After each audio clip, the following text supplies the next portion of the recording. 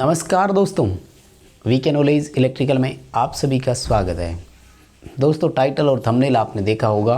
बहुत सारे बच्चों के मन में ये सवाल उठता है, यूपीपीसीएल TG2 और DRDO टेक्नीशियन ए कौन बेहतर है, दोनों में क्या डिफरेंस है, किसकी ज़्यादा तैयारी की जाए, क्या दोनों की तैयारी एक साथ करें तो किस पर फोकस ज़्यादा किया जाए, दोनों में से अगर किसी एक पर ध्यान देवें तो किसको कंसंट्रेट करना चाहिए। आज की इस वीडियो में मैं आपको बताने वाला हूं। कंप्लीट इस वीडियो को लास्ट तक देखिए। दोनों की आपकी स्ट्रेटेजी एकदम क्लियर कर दूंगा। अब किसकी तैयारी करनी है ये भी आप डिसाइड कीजिए और मैं आपको सजेशन भी दूंगा। कंप्लीट लास्ट तक देखना। दोनों की बड़ी बातें और अपनी अपनी विशेषताएँ हैं वो भी मैं आपके सामने रखूँगा। आगे बढ़ने से पहले रिक्वेस्ट रहेगी, चैनल से पहली बार जुड़े हैं तो सब्सक्राइब कर लीजिए। इस वीडियो के डिस्क्रिप्शन में लिंक दिया हुआ है, हमारा एंड्रॉयड ऐप डाउनलोड कीजिए। हमारी वेबसाइट पर भी विजिट कीजिए, उसका भी लिंक डिस्क्रिप्शन में है। वेबसाइट पर फ्री क्विज़ आपके लिए उपलब्ध है। आइए दोस्तों, इन दोनों टाइटल पर बात करते हैं। दो बड़े टाइटल आपके सामने मैंने रखे हुए हैं, दोनों में क्या अंतर है और आपको किसकी तैयारी करनी चाहिए। DRDO टेक्नीशियन ए और UPPCL TG2, दोनों में अंतर करेंगे। दोस्तों, सबसे पहले मैं आपको बता दूं, दोनों की वैकेंसी के लिए तो ये गवर्नमेंट ऑफ इंडिया का डिपार्टमेंट है, यानी भारत सरकार का, जबकि ये गवर्नमेंट ऑफ यूपी यानी उत्तर प्रदेश सरकार का एक उपक्रम है, PSU है, पब्लिक सेक्टर अंडरटेकिंग है। ये रक्षा मंत्रालय भारत सरकार से जुड़ा हुआ है। ये विद्युत विभाग, विद्युत वितरण उत्तर प्रदेश सरकार से जुड़ा हुआ है। सीधे तौर पर अगर मैं कहूँ आपको तो ये आपका सेंट्रल गवर्नमेंट का जॉब है, जबकि ये आपका स्टेट गवर्नमेंट का जॉब है। उत्तर प्रदेश आपके लिए ये राज्य रहेगा, जबकि यहाँ केंद्र सरकार नौकरी रहेगी। केवल यूपी स्टेट में ही आपकी पोस्टिंग हो सकती है UPPCL TG2 में, जबकि DRDO में आपको ऑल ओवर इंडिया कहीं भी पोस्टिंग मिल सकती है। प्रेफरेंस अगर आप देना चाहें ज्वाइनिंग के दौरान आप दे सकते हैं, अदरवाइज़ एक स्टेशन पर आपको 5 वर्ष कम से कम रहना पड़ता है। उसके बाद आप चाहें तो ट्रांसफ़र करवा सकते हैं। अपने अपनी स्टेट में भी है, चंडीगढ़, यूपी में आगरा, लखनऊ इन जगह पर है, राजस्थान के जोधपुर में भी है DRDO के जो सेंटर्स है। अभी जो वैकेंसी चल रही है DRDO टेक्नीशियन वर्ष 2022, उसमें राजस्थान जोधपुर में पोस्टिंग नहीं है। UPPCL TG2 पूरे उत्तर प्रदेश में आपको इसकी कहीं भी पोस्टिंग मिल सकती है और कहीं भी आपके ट्रांसफ़र हो सकते हैं। अब आइए दोस्तों, हम इस वर्ष जो वैकेंसी आई है वर्ष 2022 में, उसमें दोनों वैकेंसी में टोटल पोस्ट पर बात करते हैं।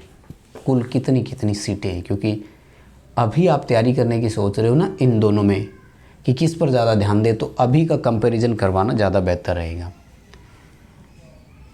दोस्तों, DRDO टेक्नीशियन में कुल 106 सीटें हैं, जिसमें से अनरिजर्व कैटेगरी के लिए लगभग 47 सीट हैं। आपको इन 47 सीट के अलावा अपनी कैटेगरी पर आपको सीटें मिल सकती है, या यूँ कहें कि सिलेक्शन मिल सकता है। 47 प्लस आप अपनी कैटेगरी जोड़ लीजिए, जो भी आपकी कैटेगरी है वो लगभग आपकी यहाँ पर कंपटीशन के लिए सीटें बचेगी। अगर UPPCL के लिए हम बात करें तो यहाँ पर दोस्तों टोटल इस बार 891 पोस्ट है, यानी 900 के आसपास सीटें हैं। तो जिसमें से आपको अनरिजर्व कैटेगरी के लिए जो है वो 357 सीट है। और अदर स्टेट से भी अगर आप फॉर्म भरने जाते हैं तो ध्यान रखें, अदर स्टेट वाले बच्चे अनरिजर्व फाइट करना होता है। यानी अगर आप किसी और स्टेट से है, जैसे राजस्थान से अगर आप है, MP से आप अगर है, और आप डीआरडीओ में फॉर्म अप्लाई करते हैं तो आपकी कुल 106 सीटों से भी देखो यहाँ लगभग मुझे लग रहा है कि 3-3.5 गुना के आसपास सीटें हैं। यानी यहाँ आपको अगर अनरिजर्व कैटेगरी 47 प्लस आपकी सीटें आप मिला लेते हैं, उसके बाद भी यहाँ आपके लिए ओपन कंपटीशन 357 सीटों पर है। एक बड़ा डिफरेंस तो ये है। और ख़ास तौर से देखो, अगर आप यूपी से है तो फिर आप 357 में अपनी कैटेगरी की सीटें और जोड़ लीजिए। जैसे यूपी में कोई ईडब्ल्यूएस से है तो उसके लिए लगभग इस बार 89 यानी 90 सीट है। 90 प्लस 357 56 ये जोड़ लो, लगभग उसके लिए 450 सीट हो गई इस बार यूपी वाले बच्चे के लिए। जबकि यहाँ कितनी है, 47 प्लस 9 के आसपास। ईडब्ल्यूएस की 9 या 10 सीट है डीआरडीओ में, मुझे पता है। देखो सीटों के कंपैरिजन के बाद अगर हम कंपैरिजन करवाएं, इसमें जो है वो अपन पे स्केल या सैलरी का ले सकते हैं इसमें, है ना दोस्तों। पे स्केल में दोनों में ना बड़ा साफ अंतर है। अगर आप देखें ना तो डीआरडीओ आपको लेवल 2 में रखता है, जहां 19,900 रुपये से आपकी बेसिक स्टार्ट होती है। इस पर अदर अलाउंसेस जितने भी होते हैं वो सभी मिलेंगे, डीए टीए और जितना भी अलाउंसेज होता है। वहीं अगर टेक्नीशियन ग्रेड 2 यूपीपीसीएल की मैं बात करूं तो ये आपको लेवल 4 में रखते हैं, जहां बेसिक आपकी 27,200 रुपये है। अब यहाँ देखो यार, आपका ये जो है ना, अगर साल में एक एजीआई लगता है 3% का, प्रत्येक गवर्नमेंट में ये रूल है। खैर अब तो 3% का है ही नहीं, वो आपको एक स्टेप आगे ले जाते हैं, है ना। हर साल आपको एक इंक्रीमेंट आगे ले जाते हैं। तो इस रेंज से आप जो कि लगभग इस रेंज में है ना 801 रुपये, 700 से 800 रुपये का है। यानी यहाँ आपके 700 रुपये लगभग हर साल बढ़ते हैं, बेसिक बढ़ती है। डीए नेस अलाउंस वो तो साल में 2 बार बढ़ता ही है। डीए वो तो गवर्नमेंट का एज पर रूल है, सरकार चाहे तो 2% बढ़ा सकती है, महंगाई बता 3% बढ़ा सकते हैं, जो भी है। लगभग 700 रुपये हर वर्ष आपकी यहाँ बढ़ती है। तो आप देखो अभी जो डिफरेंस आप देख पा रहे हैं ना, वो आपका डिफरेंस है लगभग दोस्तों 8,000 रुपये का डिफरेंस है। और अगर आप 700 रुपये से बढ़ते हैं तो कम से कम यूँ मान कर चलो कि इस जगह आने के लिए आपको यहाँ 10 वर्ष की नौकरी चाहिए। कितनी? हाँ, बीच में प्रमोशन हो जाए वो एक अलग बात है, पर प्रमोशन से भी इस बेसिक पर नहीं पहुँचोगे। देखो फिर आपने जब 10 वर्ष की नौकरी करी है तो यहाँ जो बंदा अपॉइंटमेंट ले रहा है, ज्वाइनिंग ले रहा है, वो भी तो नौकरी कर रहा है, उसकी फिर और देखो, यानी 10 वर्ष बाद ये बेसिक आपकी कहाँ पहुँच जाएगी सोचो। यहाँ तो प्रमोट करके आपको जेईएन बना दिया जाएगा, तो और बेसिक इंक्रीमेंट हो सकता है। तो ये सबसे बड़ा डिफरेंस है। मैंने क्या यूपीपीसीएल TG2 में जब पिछली बार एग्ज़ाम हुए थे तो मैंने सिलेबस देख करके थोड़ा सा ये कहा था कि बहुत बड़ा सिलेबस है, लेकिन जब असल में इस चीज़ पर मैंने ध्यान दिया ना तो मैंने कहा कि वास्तव में है यार, इतना पेमेंट, ये बहुत बड़ा स्केल है। ITI वाले को किसी स्टेट गवर्नमेंट में अगर ये पे स्केल मिल रहा है तो बहुत कुछ मिल रहा है, यूँ समझ लो। अभी तक का देखो बड़ा अंतर आपके सामने है, आप डिसाइड कर लो। इतनी दूर पर मेरा ओपिनियन दे देता हूँ। खैर मैं, अगर आप यूपी से हैं तब आपका टारगेट यही होना चाहिए।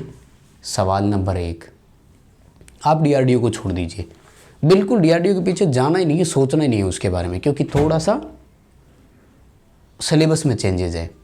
तो आपको यहाँ 2 सब्जेक्ट एक्स्ट्रा पढ़ने पड़ेंगे जो यहाँ नहीं है, और जो इसमें वो यहाँ नहीं है। दोनों में 2 सब्जेक्ट का डिफरेंस आ रहा है। तो अगर आप यूपी से है तो आपके लिए यूपीपीसीएल TG2 से बेहतर विकल्प इस समय कोई विकल्प नहीं है। इस समय आपके लिए टारगेट केवल यूपीपीसीएल TG2 है, इसके अलावा कोई नहीं है। अगर आप अदर स्टेट से है तब भी मैं यही कहूँगा कि आप इसमें अगर जाना चाहें तो ज़्यादा सिलेक्शन आसान मुझे लग रहा है, ईजी रहेगा, जबकि यहाँ थोड़ा सा कंपटीशन आपका टफ है। ये केंद्र सरकार का है, ये यूपी राज्य सरकार का है, वो एक अलग बात है, आप डिसाइड कर सकते हो। बट जहाँ तक मैं अगर सजेशन दूँ तो इसी पे फोर्स करने की बात करूँगा, क्योंकि सीटें बहुत है। अदर स्टेट वाले बच्चे अनरिजर्व में काउंट होते हैं। आप में अगर पोटेंशियल है तो आप 357 की 357 ले जाओ, कोई नहीं रोकेगा। ऐसा ही राजस्थान में होता है। अनरिजर्व कैटेगरी पर कोई भी बच्चा आ सकता है, राजस्थान में किसी भी स्टेट का बच्चा आ सकता है। अब आइए इसमें सिलेक्शन प्रोसेस की थोड़ी बात करते हैं कि सिलेक्शन कैसे होता है। देखो, यहाँ सिलेक्शन के लिए आपको 2 बार परीक्षा देनी पड़ती है। पहले CBT एग्ज़ाम देना पड़ता है और फिर स्किल टेस्ट आपको, ट्रेड टेस्ट या स्किल टेस्ट आपको देना पड़ता है। UPPCL TG2 में केवल एक ही ऑप्शन है, बस CBT पास करो और फाइनल सिलेक्शन होगा। पेपर में अच्छे नंबर आ गए और अगर मेरिट लिस्ट में आ जाते हो तो यहाँ सिलेक्शन है, उसके बाद कोई नहीं रोकने वाला है। यहाँ अगर स्किल टेस्ट में फेल हो गए तो मेरिट में भले ही कितने नंबर आए थे, यहाँ सिलेक्शन नहीं हो सकता। ये एक बड़ा डिफरेंस है। इतने डिफरेंस के बाद हम इन दोनों में सिलेबस जो रहेगा ना CBT एग्ज़ाम का, उस पर मैं बात करता हूँ कि टॉपिक क्या क्या पढ़ना पड़ता है, क्योंकि मेन तो आपकी स्टडी का है ना कि आप कितना पढ़ सकते हैं। देखो, यहाँ पर जो आपका सिलेबस है ना, उसमें क्या क्या सब्जेक्ट है। देखो, लगभग 5 सब्जेक्ट यहाँ पढ़ने पड़ेंगे। सबसे पहला है जनरल स्टडी, सामान्य अध्ययन, जिसको आप GK बोल सकते हो, ठीक है ना, जनरल नॉलेज बोल सकते हो। स्टैटिक GK आएगा, पूरे इंडिया से कहीं से भी कुछ भी आ सकता है। नंबर 2, यहाँ आपको रीजनिंग, तार्किक क्षमता, वो ज़रूर आपसे पूछी जाएगी, कोई प्रॉब्लम नहीं है। तीसरा जो सब्जेक्ट आपका यहाँ रहेगा वो है इंग्लिश का। 10th लेवल की इंग्लिश आपको यहाँ दी जाएगी। उसके बाद में यहाँ पर आएगा मैथमेटिक्स। मैथमेटिक्स के बाद में आएगा आपका टेक्निकल। ये 5 सब्जेक्ट आपको पढ़ने पड़ेंगे DRDO में जाने के लिए। UPPCL TG2 में जाने के लिए क्या पढ़ना पड़ेगा? सबसे पहला आपको पढ़ना पड़ेगा कंप्यूटर। और अगर कंप्यूटर पास नहीं कर पाए तो पूरी मेहनत बेकार। यानी यहाँ भी रिस्क तो है और सिलेक्शन की राह आसान नहीं है। यूपी इतना बड़ा स्टेट है कि वहाँ भी बच्चे बहुत है।